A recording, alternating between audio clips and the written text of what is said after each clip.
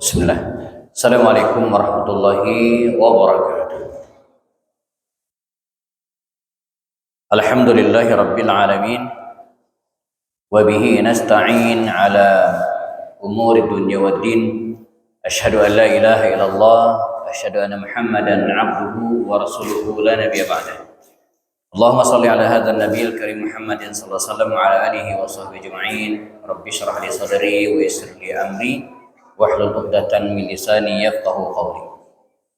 Hadirin dan jamaah salat zuhur Masjid Tariqul Jannah rahimakumullah, kita bersyukur kepada Allah SWT pada siang hari yang cerah ini diberikan kesehatan, nikmat-nikmat yang lainnya sehingga kita bisa melaksanakan aktivitas kita, dan sebagaimana mungkin sudah diumumkan lewat grup WA atau informasi yang lainnya, insya Allah sampai nanti pukul 1 kurang mungkin kita batasi sekitar 5 menitan atau maksimal 10 menit sebelum jam 1 biar ada jeda waktu istirahat.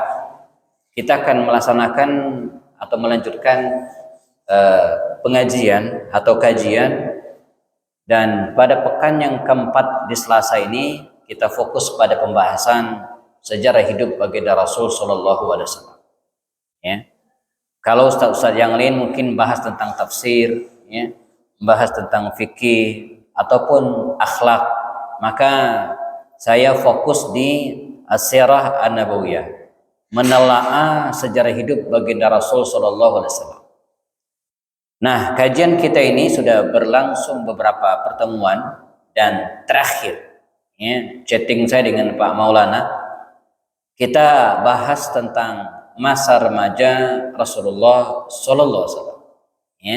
Jadi kita sudah bahas masa kecilnya, kelahiran, masa kecilnya, lalu kemudian bagaimana Rasulullah SAW berada di tengah keluarganya. Lanjut kemudian sampai pada pembahasan masa remaja Nabi Sallallahu Alaihi Wasallam, di mana beliau hidup bersama dengan pamannya, yaitu Abu Talib.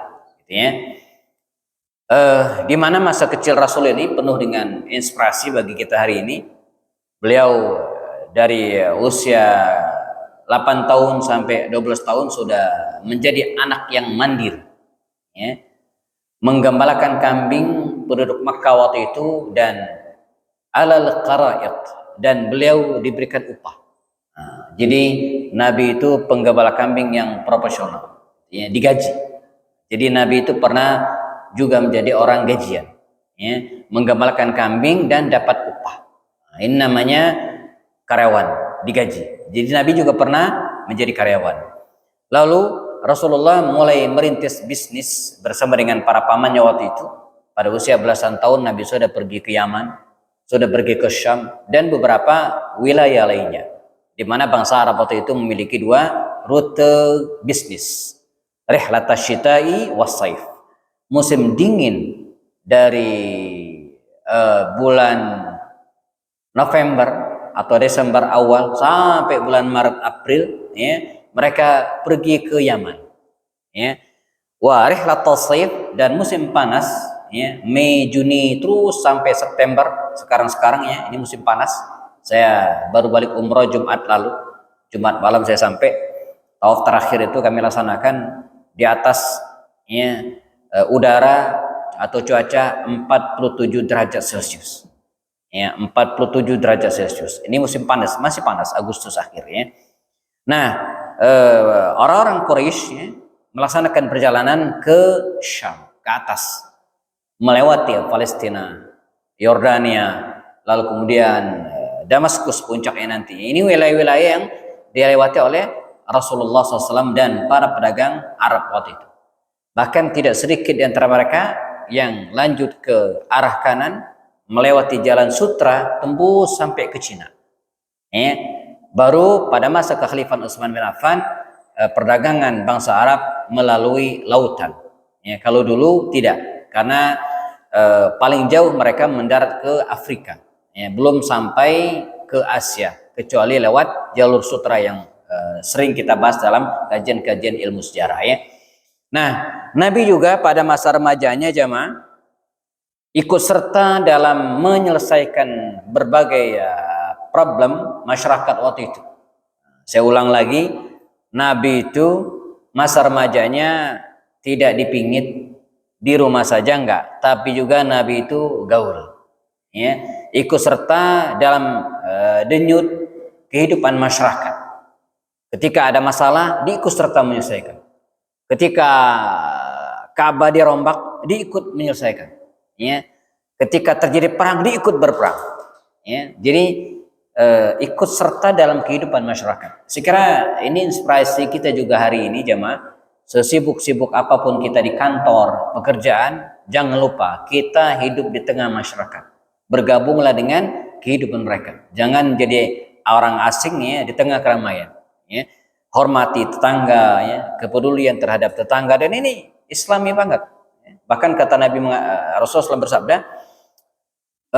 Mazala Jibrilu, ya, Jibril itu sering datang menemuiku, kata Rasulullah ya, dan berwasiat. Nah, di antara wasiatnya apa?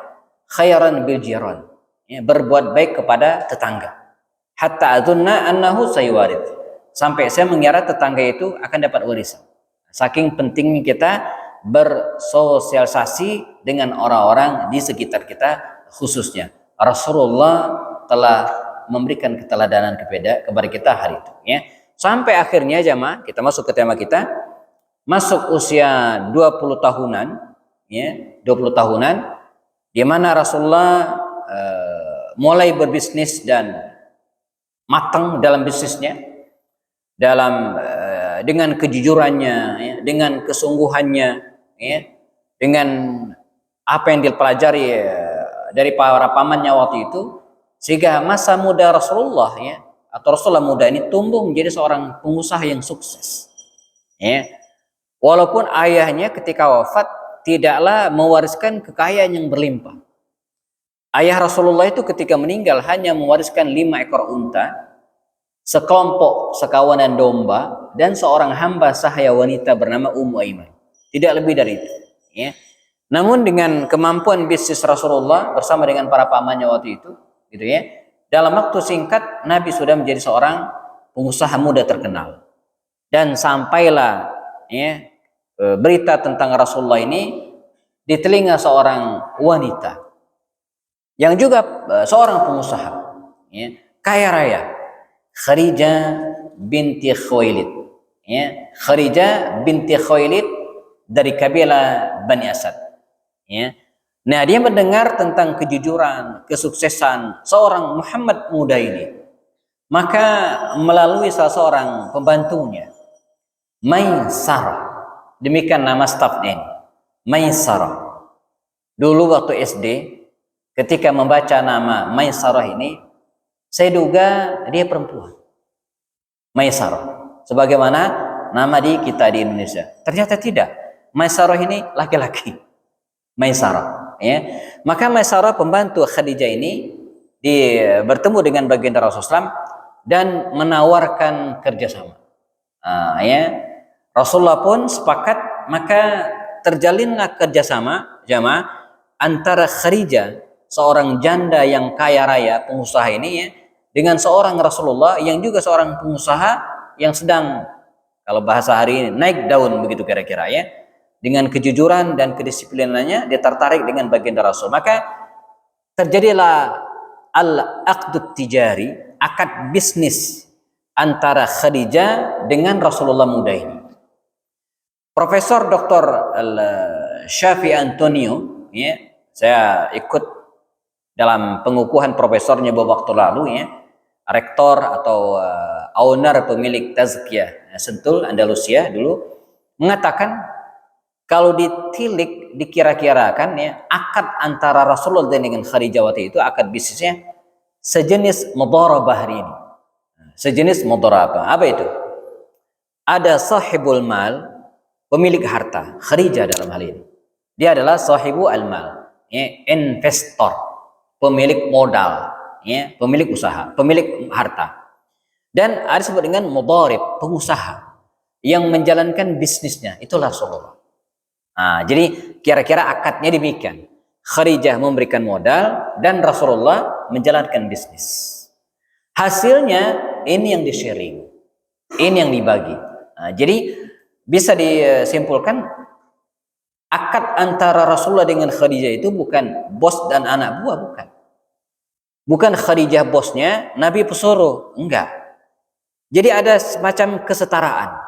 Nah, kalaulah demikian maka hasilnya jamaah itu juga setara. Saya beberapa kali melakukannya bisnis dengan cara seperti ini. Saya punya naskah untuk diterbitkan menjadi buku, tapi nggak punya uang. Maka saya ajukan bikin proposal ke teman-teman yang punya uang dan deal. Maka teman ini meminjamkan uangnya, memberikan dananya, gitu kan, memberikan modal, gitu kan. Nah, saya yang menjalankan bisnisnya, menerbitkan buku ini, memasarkan. Nah, yang dikembalikan nanti selain modalnya ada disebut dengan bagi hasil. Jadi bukan saya minjam uang utang lalu kemudian nanti dibalikin dengan bunganya, enggak, tapi bagi hasil. Bagi hasilnya ini ya tentu saja relatif dan fluktuatif, bisa tinggi bisa rendah tergantung penjualan, tapi inilah yang dibagi.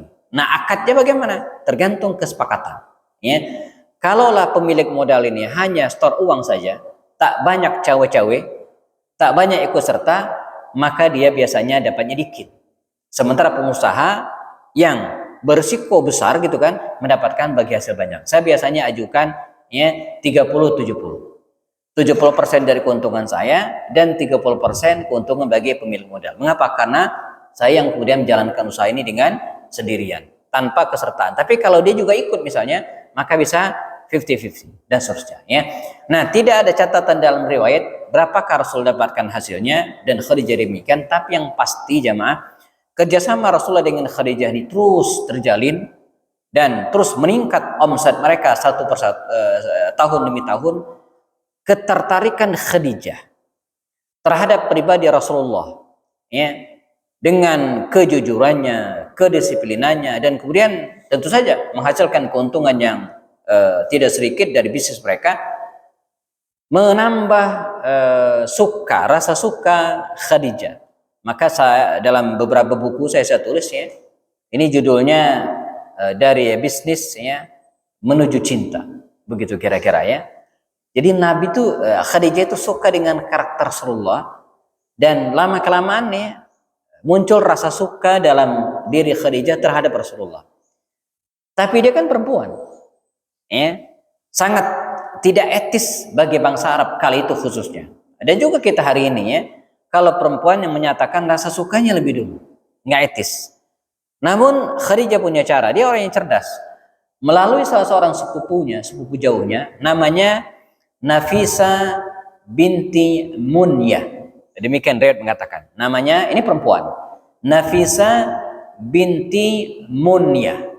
Nah, ini ditulis juga dalam kitab Ar-Rahiqul Maktum oleh Al-Mubarakfuri. Disampaikanlah niat, hasrat, keinginan Khadijah ini kepada Rasulullah, tentu dengan bahasa yang halus. Dia lakukan penjajakan. Dan ternyata Khadijah tidak bertepuk sebelah tangan. Gayung pun bersambut, Rasulullah setuju. Ada satu masalah lagi.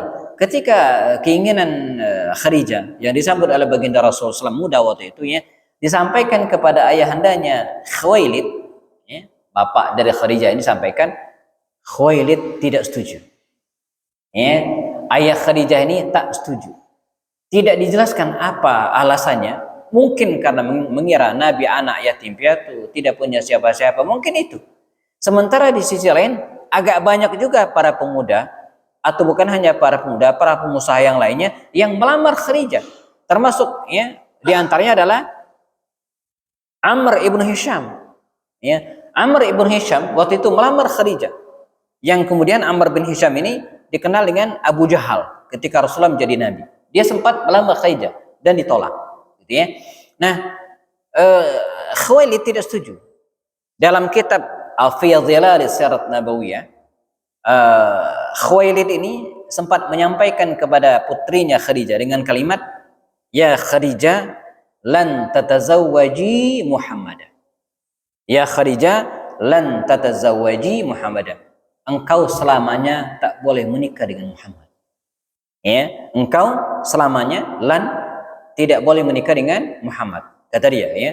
Namun Khadijah punya akal dan dia sudah siap dan menikah dengan Rasulullah sallallahu alaihi wasallam, gitu ya. Tidak ada opsi lain, gitu kira-kira, ya.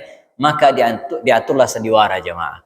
Dikisahkan dalam buku Zilal Sirat Nabawiyah tadi, ya, Khadijah ini, ya, ngasih minum bapaknya ini minuman keras, khamar. Waktu itu tidak ada larangan, toh Islam atau risalah belum datang, ya. Dan sudah menjadi kebiasaan mereka waktu itu minum minuman keras. Ketika ayahnya sedang mengkonsumsi minuman keras, semi mabok begitu kira-kira, ya, Khadijah membuat acara, dipanggillah tetangga, teman sejawat, kumpul di rumahnya. Udah ngumpul semua, dikasih makan, ya. Ngumpulin orang kan gampang, tinggal undang makan pada ngumpul semua, insya Allah, ya. Nah, kumpul semua, begitu kumpul, ya, bapaknya ini sadar, lah ini lagi ngapain gitu kan, yang tadi teler gitu, ya, karena minum minuman keras, ini ngapain? Maka disampaikan, ini hari pernikahan putrimu Khadijah dengan Muhammad. Kaget begitu kan. Dan ini masalah gengsi, izzah, harga diri, ya. Orang udah ngumpul semua, udah makan minum sesunya, tinggal nunggu akadnya saja begitu kira-kira, ya. Nggak mungkin dibatalin, nggak mungkin. Maka dia pun akhirnya menikahkan putrinya Khadijah ini dengan baginda Rasulullah SAW. Apalagi dari pihak Rasulullah sudah banyak pemuka-pemuka yang hadir, nggak mungkin dibatalkan. Ada Abu Talib, ada Abu Lahab, ini para paman Rasulullah, ada Hamzah, ada susnya, mereka udah kumpul semua.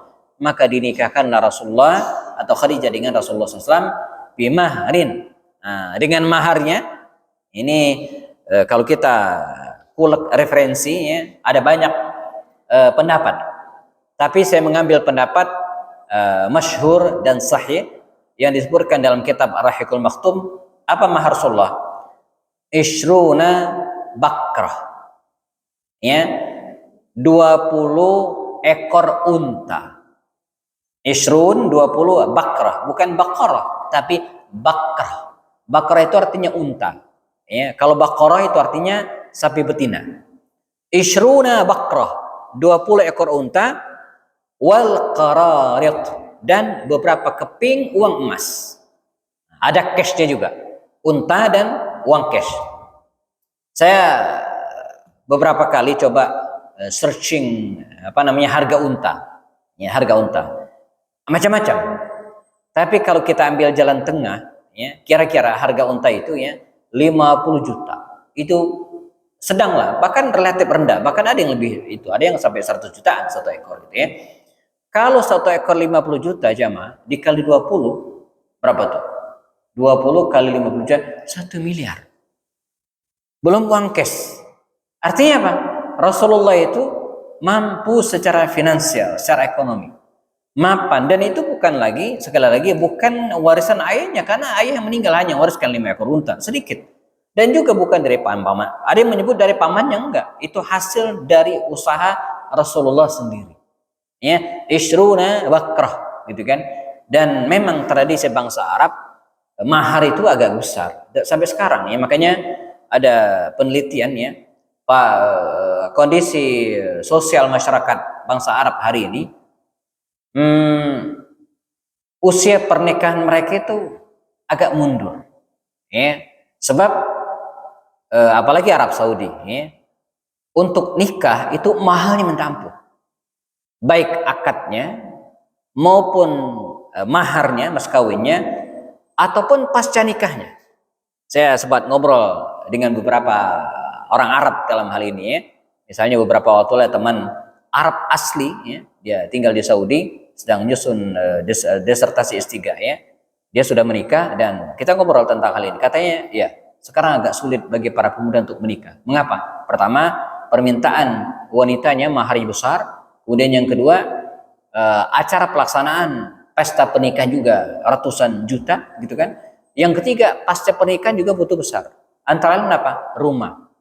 Ya, jadi para wanita di sana tidak mau menikah dengan orang yang belum punya rumah.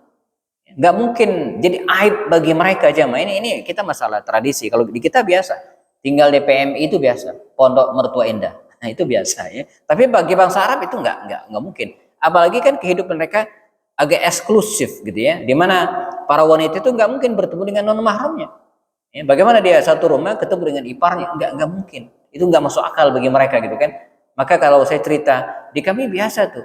Mengapa ada film Ipar Adalah Maut gitu kan? Ipar Adalah Maut, ya. Sebab sangat mungkin seseorang itu hidup satu rumah dengan iparnya. Di bangsa Arab nggak bisa gitu ya. Mereka kalau menikah itu ya pisah, harus punya rumah sendiri. Belum lagi masalah kendaraan. Ya, di kita mau kemananya ada Grab, ada angkot, mereka nggak ada. Jadi kemana-mana pun harus pakai kendaraan. Bahkan teman-teman kita yang mengambil S2, S3 hari ini sudah menikah, itu rata-rata punya mobil. Jadi orang Indonesia, mahasiswa yang lanjut S2, apalagi S3 ya, dan bawa keluarganya ke sana istrinya, kan sudah menikah, itu kemungkinan besar mereka punya mobil. Jadi motowif kami yang umroh, itu kan rata-rata mereka punya kendaraan sendiri, punya mobil itu kan. Mau tidak mau, kalau nggak sulit. Nah itu kehidupan bangsa Arab kala itu ya. Nah ketika Islam datang, masalah mahar ini dinetralisasi oleh Rasulullah. Maka Nabi mengatakan sebaik-baik wanita adalah aisarahunna mahra. Ya, sebaik-baik wanita adalah yang paling mudah maharnya.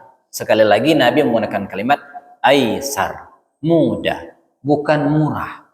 Karena itu mahar itu dalam Islam relatif. Ya, tergantung kemampuan masing-masing orang. Ada, dan ini terkait juga dengan kebiasaan masing-masing daerah. Ya. Jadi aisarahunna mahra, yang paling mudah bagi seseorang untuk mewujudkannya. Ya. Di kita ada seperangkat alat sholat, boleh, plus musolahnya, bisa juga. Seperangkat alat sholat plus musolah ya, atau seperangkat alat sholat plus berapa ratus gram emas, bisa. Atau bahkan di masa Nabi sudah mencontohkan ada seorang pemuda pengen nikah nggak punya apa-apa. Kata Rasul menikah, walau khataman min hadid. Ya, halus menggunakan khatam, cincin dari besi, boleh gitu kan, sah. Rasulullah menikah dengan Khadijah dengan mahar isruna baqrah. Ya, menikahlah Rasulullah dan dengan demikian mereka pun semakin kondusif untuk membesarkan bisnisnya, sehingga dalam kurun waktu yang singkat jemaah, Rasulullah sudah menjadi seorang pengusaha yang terkenal di Makkah Al-Mukarramah bersama dengan Khadijah radhiyallahu anha. Nah, pernikahan Rasulullah dengan Khadijah ini adalah pernikahan yang sangat berkah. Ya. Sebelumnya untuk diketahui Khadijah sudah menikah. Jadi Khadijah itu fix dalam keterangan para ulama janda, tidak ada perbedaan. Gitu kan? Tidak ada perbedaan di kalangan ulama tentang status Khadijah yang janda ini. Bahkan beliau pernah menikah 2 kali dan punya anak dari suami yang pertama, punya 2 orang anak, Hala dan Hindun. Ya, dari suami yang kedua yang meninggal dia punya anak namanya Hindun. Jadi Khadijah itu sebelum menikah dengan Rasulullah punya 3 anak, Hala, Hindun dan Hindun. Dan 3 putra putri Khadijah ini adalah orang-orang yang baik. Bahkan dikenal sebagai keluarga Tahir. Jadi Khadijah ini keluarganya ini dikenal dengan keluarga At-Tahirah, keluarga yang suci. Sampai generasi-generasi berikutnya, bahkan sampai sekarang jemaah. Saya udah lama sebelum pandemi umroh, dan waktu itu agak banyak anak-anak muda yang ikut. Kemudian saya tantang mereka untuk naik Jabal Nur. Kita ke Gua Hira, saya bilang. Jadi kami bikin program naik 1,5 jaman, 1 sampai setengah jam ke atas ke Gua Hira. Anak-anak muda biasanya. Nah sekarang ada kabar gembira, per 2025 nanti akan ada telefrik, kereta gantung, ya, dari bawah naik ke atas. Jadi jamaah yang pengen ke Gua Hira nggak mesti naik lagi, sudah pakai telefrik, pakai kereta gantung. Itu per 2025 insya Allah gitu kan, akan dibuat. Nah dulu enggak. Nah dengan beberapa orang jamaah saya berangkat dari hotel di Ajwad Karim waktu itu ya, menuju ke lereng Jabal Nur untuk naik ke atas Gua Hira. Nah dalam perjalanan di taksi itu jamaah, saya ngobrol dengan super taksi ini ya, drivernya ini ya, yang orang Arab. Saya bilang gini, Anta Makki, saya bilang, Anda orang Mekah. Kelihatan Arabnya, Arab banget gitu ya. Bukan Mesir. Saya tahu orang Mesir dari logatnya, juga bukan orang Yaman, dan kemungkinan orang lokal ya. Dan walaupun jarang orang lokal jadi driver, tapi ada. Anta Makki, saya bilang, Anda orang Mekah. Kata dia, ini jawabannya menarik dan ada hubungan dengan kisah kita ini. Apa jawabnya? Naam, ya. Ana Makki, Quraisy, wa minat Tahira. Dia menyebut 3 hal. Ana Makki, saya orang Mekah. Quraisy, masih ada darah Quraisy. Ya, asli banget berarti, bukan pendatang, gitu ya. Wa minat tahira, dan masih keluarga tahira. Apa maksudnya? Keluarga Khadijah.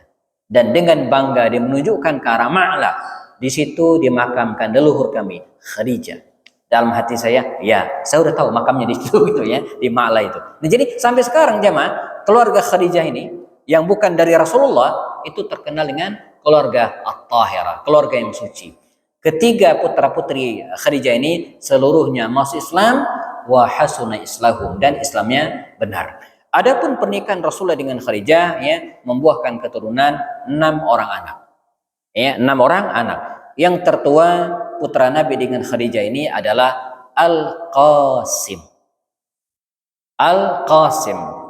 Makanya Nabi itu dipanggil dengan Abul Qasim. Bapaknya si Qasim. Nah, ini disebut dengan kunya, panggilan dengan nama anak, Al-Qasim.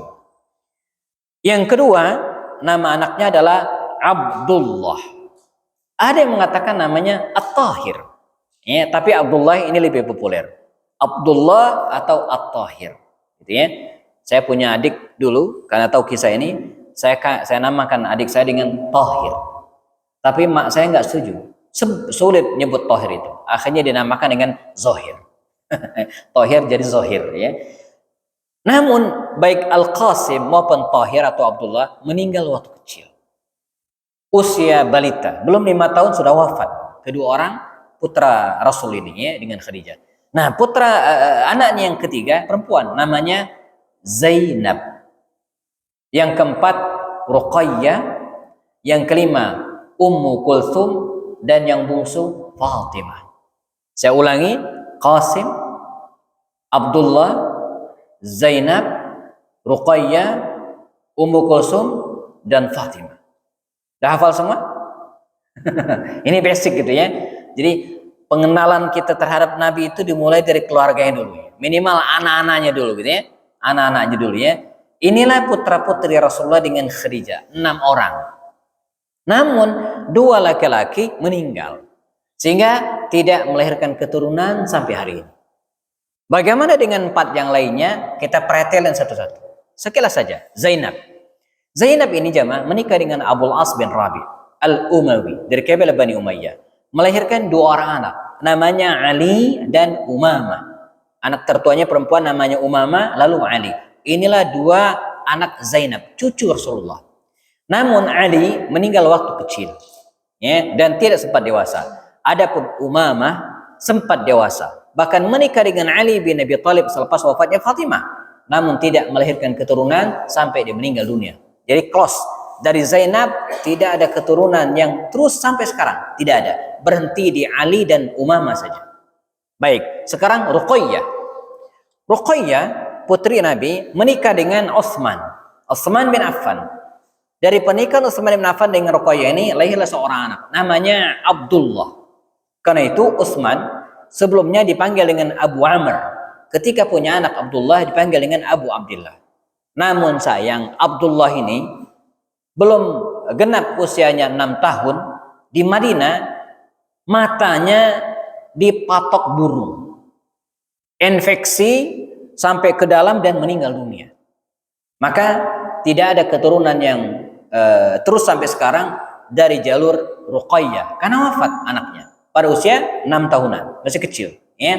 Next, Ummu Kulthum ya. Selepas wafatnya Ruqayyah ya, pada saat terjadi perang Badar dan Utsman tidak ikut, maka Rasulullah menikahkan Ummu Kulthum dengan Utsman lagi. Utsman. Makanya Utsman itu dijuluki dengan Dzu Nurain, pemilik 2 cahaya. Lantaran dia menikahi 2 putri Nabi tidak secara sekaligus tentu saja. Karena menikah sekaligus dengan 2 orang yang adik kakak nggak boleh. Dzu Nurain, Ruqayyah dan Ummu Kulthum. Namun sayang Ummu Kulthum ini sampai dia meninggal jelang perang Tabuk 9 Hijriah tak punya keturunan. Ketika dia meninggal, Nabi mengatakan kepada Utsman, "Ya Utsman, lau annali bint, kalau saya punya anak perempuan lagi, saya akan menikahkan denganmu." Tapi tidak ada lagi, kecuali Fatimah. Maka sampai di Ummu Kulthum tidak ada keturunan Rasulullah yang abadi sampai sekarang. terakhir Fatimah. Nah, Fatimah ini jamaah selepas perang Badar di tahun 2 Hijriah menikah dengan Ali bin Abi Thalib radhiyallahu anhu. Dari pernikahan penuh berkah yang didoakan oleh Rasulullah, barakallahu laka wa baraka alaika wa jama'a bainakuma fi khair. Ini doa Rasulullah saat pernikahan Fatimah dan Ali bin Abi Thalib, lahirlah 4 orang anak. Ya, katanya 5, tapi 4 yang ini populer, 1 tidak. Siapa mereka? Al-Hasan wal Husain wa Zainab wa Ummu Kulsum. Inilah 4 putra putri Fatimah dengan Ali bin Abi Thalib. Pertama Al-Hasan. Hasan lahir Ramadan tahun ke-3 Hijriah. Ya, dan karenanya Ali itu dipanggil dengan Abul Hasan, bapaknya si Hasan. Ya, setahun kurang kemudian lahirlah Al-Husain. Sya'ban di tahun berikutnya lahir Al-Husain. Ya, Al-Hasan, Al-Husain, 2 cucu Rasulullah. Berikutnya lahirlah Zainab binti Ali. Cucu Rasulullah yang berikutnya adalah Zainab. Dan yang bungsu adalah Ummu Kulsum. Ummu Kulsum ini ketika Rasulullah meninggal dunia usianya baru 2 tahun. Masih kecil. 6 bulan kemudian Fatimah meninggal dunia, sehingga usia Ummu Kulsum ini ketika Fatimah meninggal, ibunya meninggal 2,5 tahun. Masih muda, masih kecil banget. Namun ada hal yang unik. Di kemudian hari Ummu Kulsum ini dilamar oleh Umar bin Khattab dan menikahlah mereka.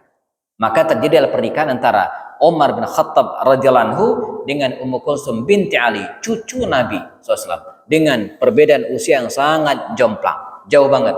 Karena perbedaan Umar dan Ali saja itu 19 tahun. Nah, ini Umar nikah dengan anak bungsunya Ali. Pasti lebih jauh lagi usianya ya. Nah, dari 4 orang inilah yang memungkinkan melahirkan keturunan sampai sekarang.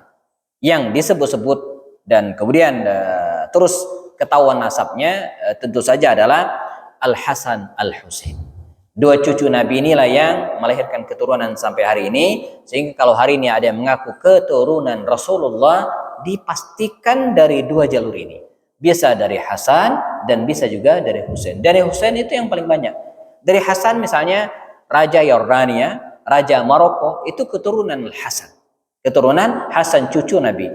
Di Indonesia ya yang mengaku Habib itu sekarang lagi ramai lagi itu ya.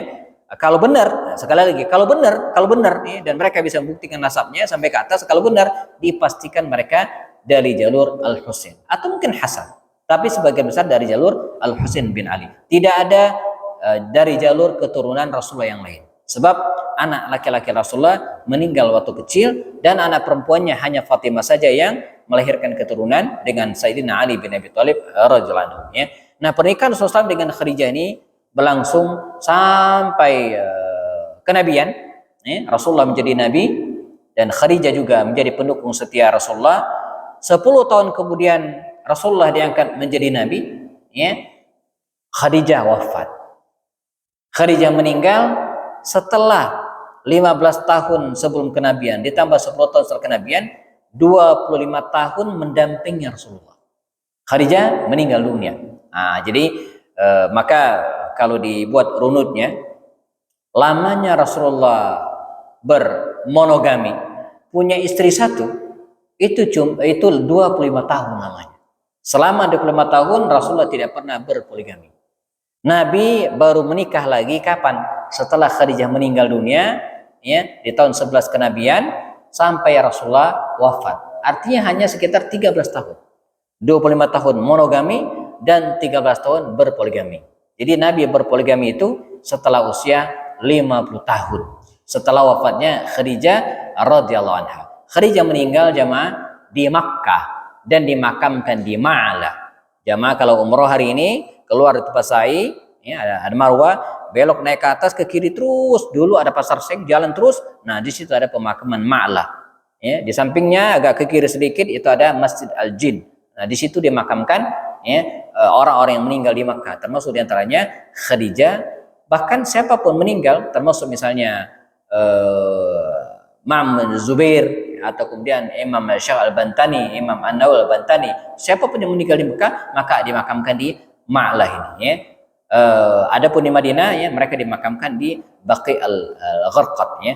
Khadijah meninggal dan inilah istri Rasulullah yang disebut-sebut dalam banyak riwayat ya dengan segala keutamaannya. Bahkan malaikat pun pernah menyampaikan salam ya. Kata malaikat, ya Rasulullah, sampaikan salam Tuhanmu kepada Khadijah.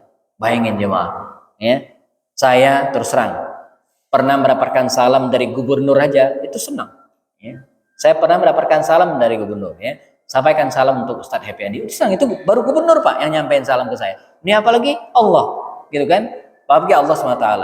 Dan Khadijah dikisahkan termasuk sayyidat ahli jannah, penghuni surga ya. Penghuni surga artinya apa? Dijamin surga oleh Allah Subhanahu wa taala. Nah, ini tentang kisah pernikahan Rasulullah dengan Khadijah. Semoga kita bisa mengambil hikmah dari kisah ini jemaah. Next, nanti kita akan bicara tentang proses turunnya wahyu kepada Rasul ya. Karena sudah jelang jam 1 siang dan panitia sudah bagiin kue.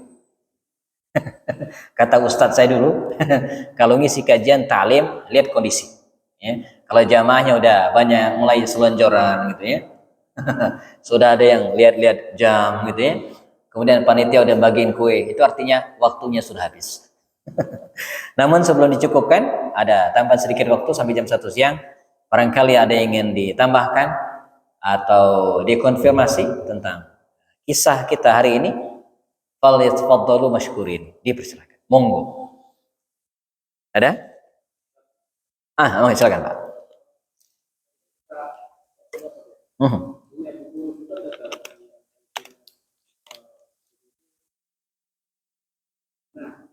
Buku? Oke. Referensi. Oke, baik. Begini. Kalau bicara tentang kisah Rasulullah ini, saya berani menjamin di antara sekian banyak makhluk Allah di muka bumi ini, yang paling banyak ditulis sejarah hidupnya itu Rasulullah.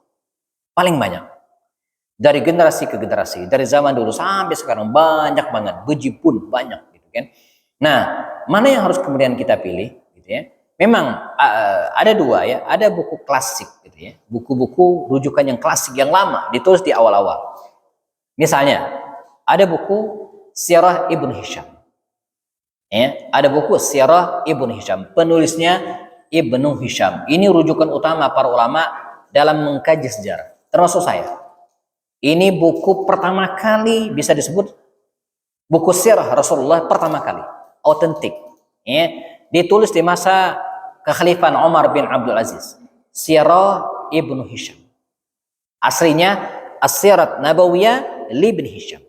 Ya, itu udah ada terjemahnya. Tinggal ketik saja di Google Sirah Ibn Hisham, keluar covernya. Nah, nanti akan diarahkan ke marketplace dan segera bisa order.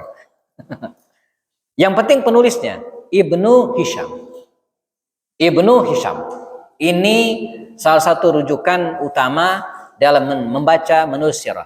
Praktis para ulama tidak bisa menulis mengkaji sirah kalau tidak merujuk ke buku ini. Namun buku ini ada catatannya. Apa itu? Bagi yang tidak begitu suka baca, buku ini bikin pusing, tebal. Ya kan? Banyak tuh jamaah, Ustaz, aneh udah beli Ustaz, buku yang itu apa? Misalnya, udah tamat? Belum Ustaz katanya, baru berapa rambut pusing saya. Tebal gini. Saya punya versi aslinya tebal. Kalau diterjemahkan lebih tebal lagi gitu ya. Yang terakhir saya dapat itu ya terjemahan dari Darul Falah. Ya, mungkin ada juga versi yang terjemahan yang lainnya, tapi judul aslinya itu Sirah Ibn Hisham. Ini bisa jadi rujukan pertama. Yang buku klasik gitu ya. Nah, yang agak modern, yang sekarang ditulis tahun 80-an dan seterusnya ya, ada buku yang judulnya aslinya Ar-Rahiqul Makhtum. Judul aslinya. Buku ini adalah pemenang lomba sirah nabawiyah tingkat internasional. Jadi lembaga dunia Arab, Rabita Alam Islami ya, dulu pernah bikin lomba sirah nabawiyah tingkat nasional. Nah, ini pemenang utamanya. Judul aslinya adalah Ar-Rahiq Al-Makhtum. Ar-Rahiqul Makhtum. Penulisnya Syekh Safi Rahman Al-Mubarakfuri. Clue sederhananya kalau di Google gampang. Sirah Nabawiyah Al-Mubarakfuri. Klik langsung keluar. Ya, Sirah Nabawiyah Al-Mubarakfuri. Klik, insya Allah keluar. Buku ini pun sudah banyak terjemahannya. Nah, bahkan dari berbagai penerbit. Ya. Mengapa saya referensikan buku yang terakhir ini? Pertama, tidak begitu tebal, tapi lengkap, runut dari sebelum Rasulullah lahir, masa kecil terus sampai beliau wafat. Ya. Yang kedua, dan ini pentingnya, beliau menghindari sekali kisah-kisah dhaif. Kisah-kisah lemah itu tidak dimasukkan dalam buku ini. Kalau buku yang lain mungkin dimasukkan, tapi ini enggak, clear. Dan barangkali itu yang menyebabkan mengapa buku ini menjadi pemenang pertama lomba menulis sirah nabawiyah tingkat internasional. Jadi ya, beliau menghindari, termasuk buku kisah-kisah yang masih kontroversial misalnya. Misalnya kisah tentang sarang laba-laba dan burung merpati yang bersarang di mulut gua ketika Nabi hijrah. Kita akan ceritakan. Itu kontroversi. Ada mengatakan sehat dan tidak. Ya, beliau meniadakan kisah itu karena dianggap tidak sahih, gitu ya. Nah, jadi bagi pemula dalam tanda kutip ya, untuk menghindari kisah-kisah yang tidak benar, menarik untuk merujuk buku ini. Ar-Rahiqul Maktum, penulisnya Safiyur Rahman Al-Mubarakfuri. Tulis kalau versi terjemahannya Sirah Nabawiyah, penulisnya Al-Mubarakfuri. Insya Allah keluar. Diterbitkan oleh Pustaka Al-Kautsar, Orobani Press, Darul Falah, Umul Qura, banyak. Ya. Jadi satu buku jamaah Arab di Indonesia oleh penerbit diterbitkan masing-masing. Dan itulah nikmatnya buku berbahasa Arab. Diterjemahkan tanpa harus bayar royalti. Makanya ada satu buku, tapi diterjemahkan beberapa. Misalnya, jamaah baca Sahih Muslim itu berapa banyak yang diterjemahkan oleh beberapa penerbit. Karena nggak ada royaltinya. Jadi keluarga Imam Bukhari nggak minta royalti gitu ya. Coba kalau kita menerjemahkan buku-buku Barat, wah susah itu ya. Bayar royaltinya gede. Tapi kalau buku-buku Islam, buku-buku referensi, ya, itu rata-rata ya tidak dimintai royalti. Makanya beberapa penerbit asyik aja menerjemahkan dan kemudian menjual serta memanfaatkan. Nah, saya kira dua rujukan ini ya cukup sementara untuk belajar secara nabawiyah tingkat basic. Gitu ya. Nanti kalau pengen naik lagi ada buku fikih sirahnya Ramadan Al-Buti, ada bukunya Al-Manhaj Al-Harakinya Dr. Munir Muhammad Ghadban, ada fikih sirahnya Imam Al-Ghazali, banyak buku-buku yang lainnya insyaallah. Gitu ya. Oke, baik.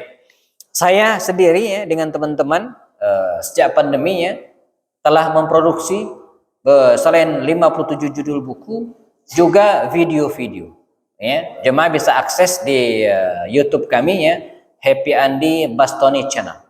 Jadi nama akunnya Happy Andi Bastoni Channel. Jangan lupa subscribe, like dan share. Bahkan teman-teman tim ya mendownload video-video saya itu ya, lalu dimasukkan di sebuah flash disk dan dijual gitu ya. Ada banyak yang beli gitu ya. Ternyata orang Indonesia itu lebih asyik dengar ya, nonton daripada baca. Saya jualan buku nggak laku-laku. Begitu jualan flash disk banyak yang beli gitu ya. Jadi orang kita tuh ya dimasukkan di flash disk di mobil sambil nyopir 2 jam dari mana Bogor bisa khatam gitu ya. Sejarah Rasulullah ya. Dengan audio. Baik, ada lagi? Monggo sambil menghabisi kuenya. Tidak ada? Baik. Jika tidak ada, jemaah kita cukupkan. Ya, kita cukupkan kajian pada siang hari ini sudah pukul 1 lewat beberapa menit. Jazakumullah khairan. Kita ketemu lagi insya Allah pada pertemuan depan jika memungkinkan. Ya, saya dapat bocoran kantor kita akan pindah. Ya. Nanti lihat sikon, apakah memungkinkan ada kajian lagi atau kita tunda tahun depan ya setelah gedung selesai. Nanti kita lihat kondisi insyaallah ya. Semoga dimudahkan Allah segala urusan kita dan yang sakit disembuhkan, yang ada masalah diselesaikan, yang pengen umroh dimudahkan berangkatnya insyaallah, yang punya anak belum nikah segera dipertemukan jodohnya insyaallah. Kita semua sehat insyaallah. Jazakumul khairan dan selesaikan dengan kafarat majlis. Subhanakallahumma wa bihamdika asyhadu an la ilaha illa anta astaghfiruka wa atubu ilaik. Assalamualaikum warahmatullahi wabarakatuh.